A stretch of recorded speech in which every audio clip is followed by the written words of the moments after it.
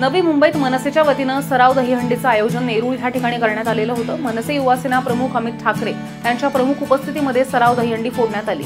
यावेळी युवा गोविंदांनी सलामी सुद्धा दिली आहे। यावेळी मोठ्या संख्येने मनसेचे कार्यकर्ते आणि गोविंद हे उपस्थित होते। यावेळी नवी मुंबई मनसे शहराध्यक्ष गजानन काळे यांनी म्हटलंय की ह्या सराव हंडीचं 4थं वर्ष आहे आणि अमित ठाकरे यांच्या उपस्थितीमध्ये सलामी देण्यात आली आहे। यावेळी ठाकरे आल्यानंतर काय गर्दी होते ह्याचा अनुभव नवी मुंबईकरांनी घेतलाय।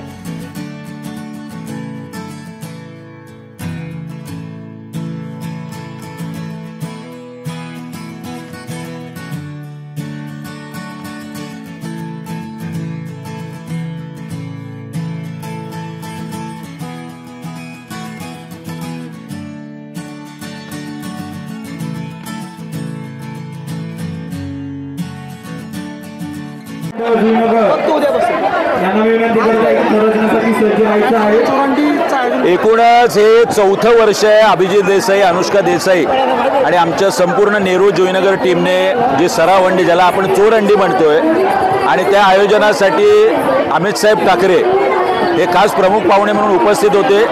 ठाकरे आल्यानंतर काय गर्दी होते याचा अनुभव आता नेरूळकरांनी आणि नवी मुंबईकरांनी घेतलाय। हजारोच्या संख्येने लोक अमित साहेब ठाकरे यांच्या स्वागतासाठी उपस्थित होते।